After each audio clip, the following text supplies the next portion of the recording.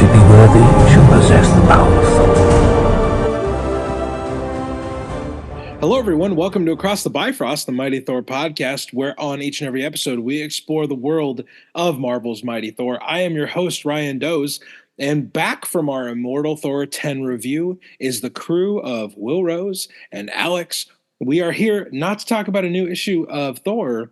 We're here to kind of look back on what in the world has Thor, the God of Thunder, been up to in the pages of Jed Mackay's new Avengers run. We are quite a few issues in now, and this is a little overdue. But the first volume of Jed Mackay's Avengers came out in January. So yes, we are a little behind the eight ball. But we wanted to give you a little episode here to tell you what Thor's been up to in that book and what we think about it, and how Volume 1, The Impossible City, has added to Thor and what Thor's been doing in that book. So Will, you're a longtime Avengers reader. Yeah. When we got this, this run of Avengers 1, what was kind of your first impressions of the God of Thunder and what he was doing? And we'll get Alex's thoughts. I'll give you guys a little bit of synopsis of this volume, and then we'll break it down. Okay, I'm gonna give you some homework, Ryan. Okay. I need you. Yes. I don't have the comic in front of me, so you have to look up what the legacy number is. What's the legacy number of New Avengers #1? I got it. All right. I got it. I will say, I love a good reboot. I love when they mix up teams. It comes off a legendary long run of Jason Aaron. And so here we have a new creative team, a new #1. And I love how a team comes together and who's going to be the new leader and they have such a huge roster, who's going to be the main 5 or 6. And so I love that this first issue laid out Captain Marvel doing her thing, Carol going out and recruiting and sharing why they're important and need to be a part of this specific team and where it goes. So issue 1 was a great pulling the team together. And as Ryan shares, this was 767. Yeah, there you go. Yeah. Legacy number 767. And when they do these reboots and they do these kind of new creative teams, they do write 5 or 6 issue story arcs so that you can collect it in a trade so they can sell it that way. So friends out there, if you're not caught up with Avengers, this, I will say, I love this first story arc. Is pretty creative, is cosmic, is wide. And so after Jason Aaron's run, they need a new headquarters. They need a new place to land. It all kind of ties in. What's their new headquarters going to look like? Well, later on in the story, you'll find out what that looks like and where there'll be their new Jarvis, per se. And and so it's a good read. After that, after the first arc, I get a little frustrated when it gets pulled into and tie in like the big mega events of Marvel, and it kind of distracts from what the original creative team is probably trying to do or not. I don't know. Yeah. I think that happened to Jason Aaron's run for me. Like, he had some good ideas and story beats, but then it got pulled away to other events that were happening in Marvel. And I was like, go back to that other thing that you were talking about. And I don't know, that some of Jason Aaron's run was frustrating for me for that, just because I felt like it's kind of all over the place. And I feel like that's happening now with the Avengers rather than just team doing its thing, being a team. But anyway, that's kind of where I am. But I was happy for a good reboot, and I like this team. Yeah, it's a good roster. We'll get to that breakdown of that roster here in a moment. Alex, what was kind of your first impressions of the Avengers relaunch in this first volume? I know you caught up with Avengers upon my request, because we were sitting down to do some Immortal Thor, and I was like, hey, let's get Alex's opinion on the new Avengers. Honestly, with this, like, just looking back at like when I first picked up the first issue, this was kind of my first introduction to Jed Mackay's writing, and I feel like he writes each of these characters really well. Yeah. And he just really has this way of having distinct voices for each of these characters that I feel like when you're dealing with like a group like this, it's important to be able to distinguish each of them. And this first arc, especially with like was it Idol Alabaster, if I remember correctly? Idol Alabaster, yep. Yeah, which I feel like it's a bit meta at times too, because you have Thor and then this idol, and how Thor doesn't like to be an idol and he has to fight it's a lot of idolatry and a lot of stuff like that. But honestly, and also the whole like the events bleeding into like the story thing. I remember with Al Ewing's Agent of Asgard, the whole Axis event happened, and like halfway through Agent of Asgard, you got the Axis event, and then it just goes back to whatever Al Ewing was writing before. So I kind of share that sentiment that sometimes it's like these events, they either make it or break it sometimes. Yeah, But, totally. But So- yeah, I'm enjoying it. So this Avengers run is, like we've said, it's written by Jed Mackay. Also, the art is by CF Villa. I apologize if I'm not saying that correctly. But CF is a great artist. Federico Blee is on colors. Fantastic colorist. It's a great team. It's a great kind of an all-star cast of people who have been doing Marvel books for a while now. Most people will know Jed Mackay from, things like Moon Knight, which his Moon Knight is lauded and pretty celebrated. But Jed's also doing a lot of stuff right now. Like he's doing the Blood Hunt event, which is, being lauded as this rated R, bloodiest, goriest thing they've ever done. Vampires. Vampires, Blade, and vampires and shit. So yeah, that's kind of who our creative team is. And here is the 30,000 foot view look at Avengers Volume 1 by Jed Mackay, The Impossible City. And we'll dig into it with our thoughts after that. And we're going to focus in on the Thor of it all because you tuned in for a Thor episode. And yes, we're talking about Avengers and we'll talk about other characters, but really we want to focus on what the God of Thunder has been doing in the pages of Avengers. So yeah, here we go. So we start off with Carol Danvers, Captain Marvel, assembling her team in the first issue, and we see them simultaneously getting the team together, but also fighting a giant robot named Terminus. In the fight with Terminus, a black hole is created, and Carol is transported to kind of null time, and she has a conversation with who? Kang the Conqueror. And this also, in case you were wondering, this came out around the time of Quantumania. So, and Jed Mackay he's done a lot of work writing Kang in the last few years.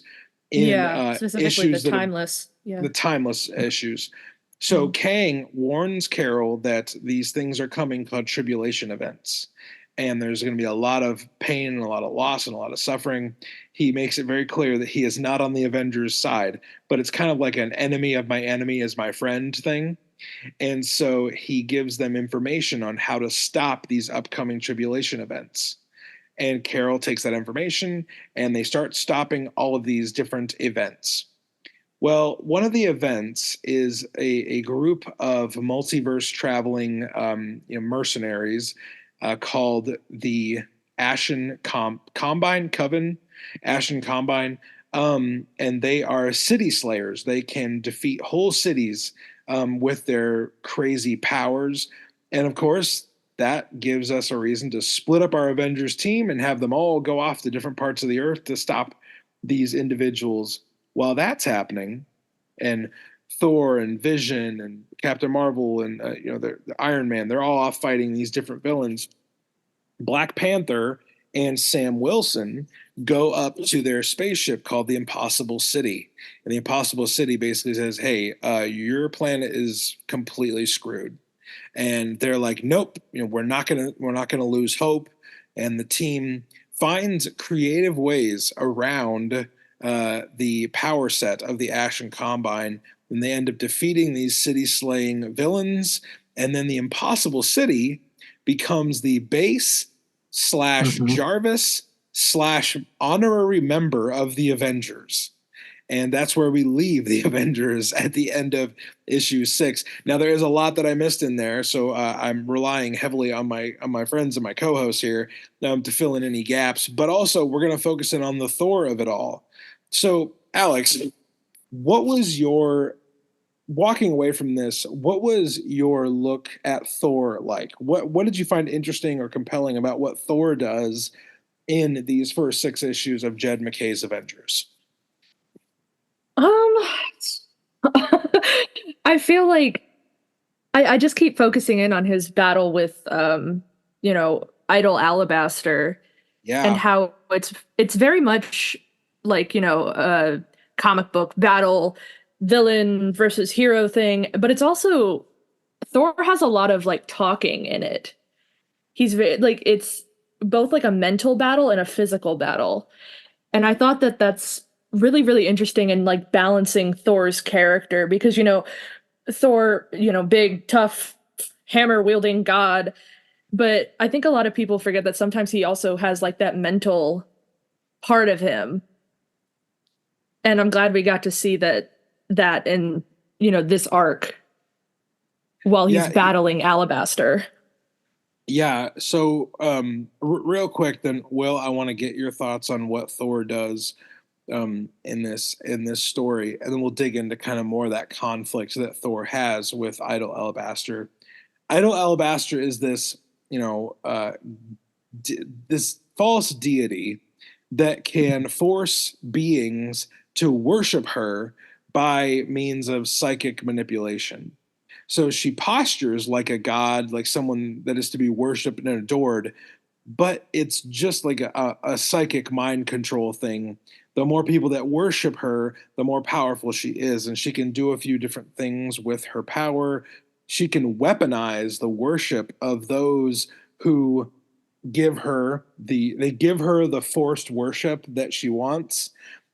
So Thor faces off with her, and there's a few different stages of their fight that, like Alex said, add a lot of depth and a lot of complexity to Thor and how he even views himself as a deity. So, Will, longtime listeners of this podcast will know you're a clergyman. I'm sure a lot of these themes, piqued your interest and made you think a little bit. What did you think about Thor's fight with Idol Alabaster? Well, I share the sentiment because I get empowered on Sunday mornings by positive thoughts. When I get up and talk to people, I get more power the more positive people think about me. And then when they think bad about me, I get weaker and I droop behind the thing.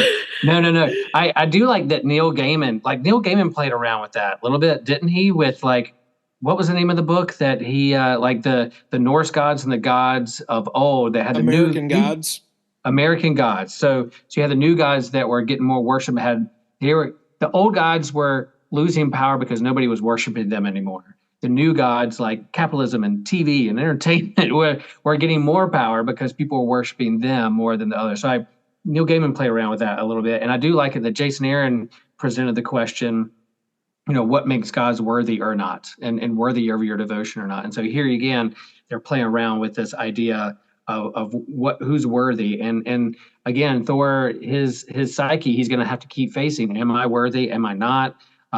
What constitutes or defines true worship or not, if you've been manipulated or not. So that again, that happens in our own present world today too. Manipulation, fear, power, all those become seductive with anybody in a leadership role. So here you have this going on there. I do like team books when they match up against a super villain team and then they match up like likeness of totally. And and then I got to match up with this person because their power set's similar to mine or whatever. But again, the false god, the idol, teams up with Thor, and then he has to like look in the mirror and be, am I worthy? Am I not? Am I manipulating people? Am I getting true? Am I in it just for the worship? Am I in it for other things for the good of it all? Because when Carol recruits him, she's like, I know that we're like mayflies to you. We kind of don't count. You last long. Wait, you're eternal. We're only here for a brief amount of time. He's like, no. It doesn't matter. My care and love for you and Midgard and others doesn't matter that I see you as a 13-year cicada who comes out of the ground and likes my backyard. So yeah, there's my take. I did like a little peek into Will's life.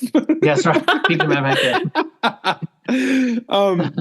So yeah, there was so much in here that really highlighted Thor and his immortality, his godhood, and really asked some good questions.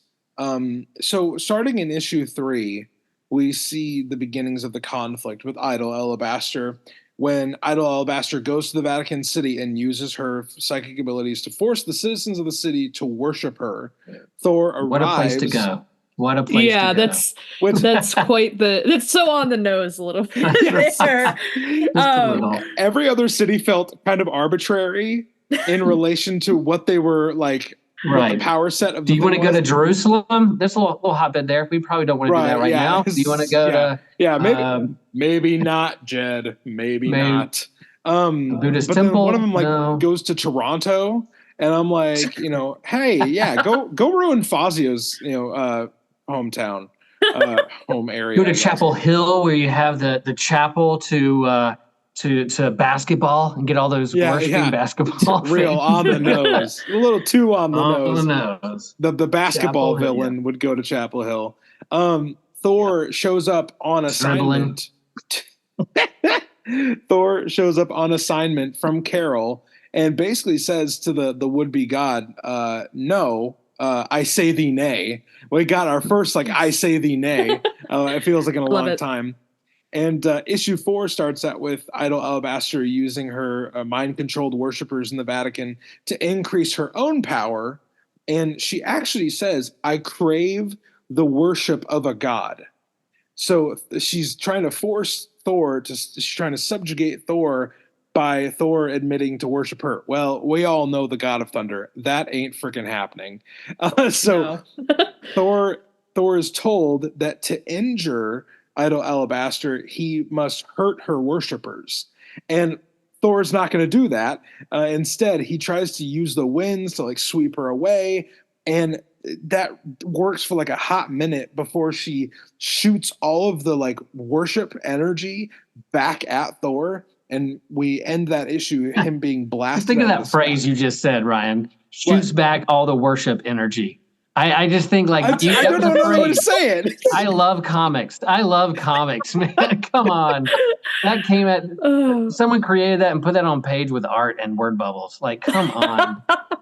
Back the worship energy at worship energy. Oh no, not the worship energy. Not the worship energy. Come see us at Theology Beer Camp where we deconstruct all those things. Really, this is just a 25-minute plug for Theology Beer Camp. That's right. We'll talk about it. Oh man, you're welcome. You're welcome. So issue 5 really doesn't focus on Thor a lot because we did that whole thing that team books do sometimes. In issue 4, we focused on half the team and their fight. In issue 5, we focused on the other half of the team and their fight. Right.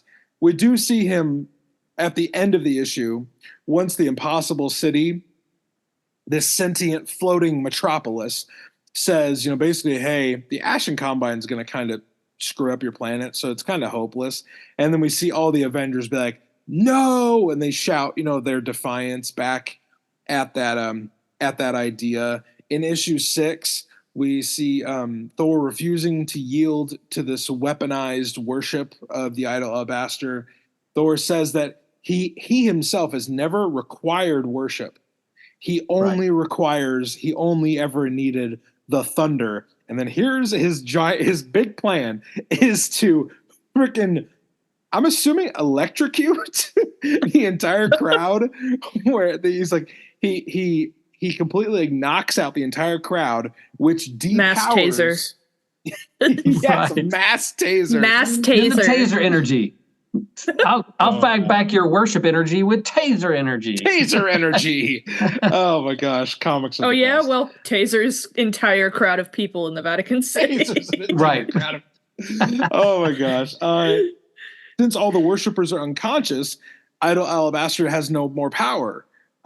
Which, is a really, really cool way of, a simple way of defeating the villain, but also Thor wasn't going to kill all those people, but he had to find a way to stop them from worshiping. And I guess if your main power set is you're a storm god, you're probably going to use some of that. Then at the end, we just see the Avengers all assembled on the impossible city, and they welcome this giant, huge city into their ranks as an Avenger. That's kind of Thor's storyline, or as we say on the podcast, that's his Thory-line through this entire volume. So we'll get to the end. Yeah, hey, there's that Faz energy. That right. Faz worship energy. So we get to the end of this volume. Will, did you have any like final thoughts on Thor's interaction in this?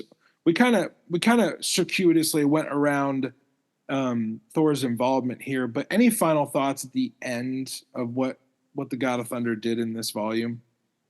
No, I agree with Alex. I think captured each person's voice right. That's what we're kind of looking for in team books. A new creative team, do they capture the voice? And I think captured his voice and his psyche and his role on the team. I thought it was super good. I like it. They have like classic villains like Kang and Terminus, but then they introduce a whole new team that you've never even heard of before, new characters that keep you like, oh, what are they about? Can they win or not? You feel like you know the other characters, but here's some new ones. What are they going to do with them? A little, unpredictability when it comes to those. But yeah, and then you get a whole new Impossible City. You get a whole new Jarvis. You get a whole new headquarters. Yeah, there we go. Yeah. I'm for it. But then you have a Marvel event that then distracts and you don't lean into things you created. But that's just right. My little comic fanboy disappointment. That's all. And I'm sure once we in a few months or so, once we review Avengers Volume 2, I'm sure Will's strong take will only get stronger by then. Right. Because we got an X-Men event, and then we have Blood Hunt, and then we have this. Right. Although Jed Mackay is writing Blood Hunt, and then I saw the next issue for Avengers is going to be a Blood Hunt tie-in. So when I got to the end, I'm like, oh, we just got done with the X-Men tie-in. And I love X-Men. I love them a lot. But they're like, here we go. They're going to do another tie. I haven't noticed, Will. Are the X-Men a big deal? Kind of. Marvel? Have they had like a cartoon show come out recently? Yeah. And they're only going to get a reboot with 9 new number one. Yes. The X-Men are the only property, maybe in comics, that when they do a reboot, that means, okay, we're doing 10 new books. Number ones. If you want to put your kids through college, buy all 9 number ones, or you can put them in the dollar bin 3 months from now. or just wait 4 years and they'll do the same thing over again. Maybe it's a good thing I've never been an X-Men person. I know. That's where I cut my teeth in comics. Yeah, it's daunting. I even have to pick and choose. When they reboot a Thor book, it's like, oh, we rebooted one book. Okay, I guess I'll keep buying Thor. And then you make me buy a Roxanne number 1. There you go. I made you do nothing of the sort. You loved it. You loved it. You read all the issues. I read every single issue of Roxanne Presents. Oh man, we need issue 2. I know it teases. One thing we didn't talk about in our review last episode was that they did tease kind of sort of an issue 2, kind of, but then Amora like vaporized it and like made Roxanne Thor sniff it, like Alex, final thoughts on Thor's involvement in Avengers Volume 1, The Impossible City. Overall, just reiterating what I've already said, I really like this balance between, the mental fight and, the philosophical fight in a way, along with like the physical fight. And, you said that, he's not going to kill all these people. But I mean, spoilers for Immortal Thor issue 10, he's wanted for a double homicide. He's currently on the lam. Yeah, he's currently on the lam for a double homicide. So I don't know if he wouldn't kill those people. I don't know. Who is it? Is it Chad Hammer or Thor? I don't know. Chad Hammer. Well, it reminds me. It reminds me of the John Mulaney thing where he sends that email to his friend. He's like, "Hey, do you want me to kill that guy for you?" And then he has to go to court to explain why he emailed that to somebody.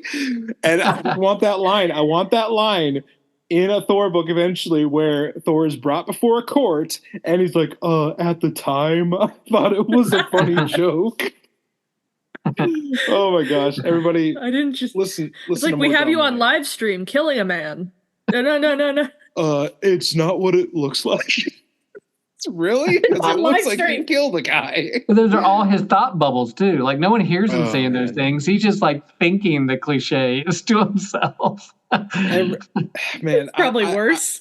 It's worse. It's definitely worse. Definitely worse. Oh man, guys, I absolutely I loved this first arc of Avengers. I was really excited for the relaunch. The roster is really good because we got Scarlet Witch back, we got Vision back, we got Sam Wilson, Captain America, not Steve. T'Challa is. I haven't been reading Black Panther in a hot minute, but it looks like T'Challa has kind of changed, and he's kind of a whole different. He's a whole different cat. But Yep. And there it is. I a little sad. We still have to do the whole Iron Man song and dance, but what are you gonna do?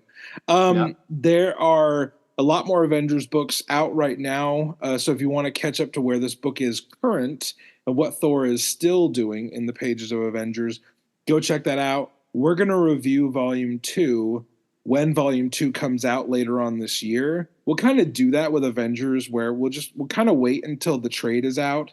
That way it's been out for a while and we can cover it, kind of just at our own pace.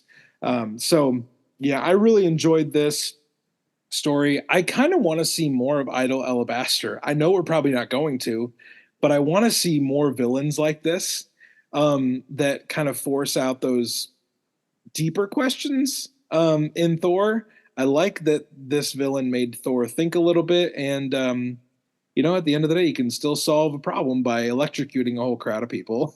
Oh, Jesus. It happened in Roxxon Thor presents Roxxon Thor 1. It happened in Avengers. Like, Thor is headed down a strange path. I expect nothing less from someone wanted for double homicide. A double homicide. Alex really believes Roxxon Live right now. I think she's really, that's her main feed of news information. Amora the Enchantress would never lie to me. That's right. Yeah, just everybody else. She'd be like, "Oh no, Alex, I don't lie to you. I just lie to everybody else." Oh, it's just pretty bird. Pretty bird. Pretty bird. When she pats Dario's head. Yes, this is great. Oh man, everybody, this has been kind of just a quick little look at Avengers Volume 1, The Impossible City by Jed Mackay. We hope you've enjoyed it. If you've enjoyed it and you would consider supporting us at the next level, we have a Patreon. It's really inexpensive. For a few bucks a month, you're going to get pre-games, bonus episodes, some extra content. We love to give you your money's worth over there, so check that out. We would love to have your support over there just to help us pay a few bills so that we can keep reading comics. We can keep recording this thing via the internet because we're probably not going to get plane tickets to all get together in Chapel Hill and crash at Will's place every time we need to record something. Will, we have done that and it is fun. If Kane can come from the future and share us some things that we need to correct and the money or stock we need to put money in, money to put in stock, then perhaps we could do that. We could do live recordings. Yeah. So someday. And if you want to talk to us about Avengers, Thor, really anything, we would love to have that conversation with you on Discord or Instagram. Both Alex, Will, and myself, I guess not both, all three of us are on Discord pretty regularly. So if you want to check that out and have a chat with us, we'd love to have you join there. It's a great group of comic book loving, Thor loving weirdos over there. And really, this goes for all of our shows like Across the Bifrost, Superpower Happy Hour, which is rocking and rolling in a major way. I believe this week our episode on the Doom Patrol came out. So, Will, that was a riot. That was a riot. And then we also have a brand new wrestling podcast, The Near Fall, which we're doing with Josh Patterson and Jason Luck. Those guys are awesome, and that's been a lot of fun to put together. Whatever you would like to talk about, just join our Discord and our Instagram, and we'll chat with you. So until we see you next time, everybody, aboard the Rainbow Bridge, just remember to do one thing, and that is no matter where you are, no matter what you're doing, just remember to stay worthy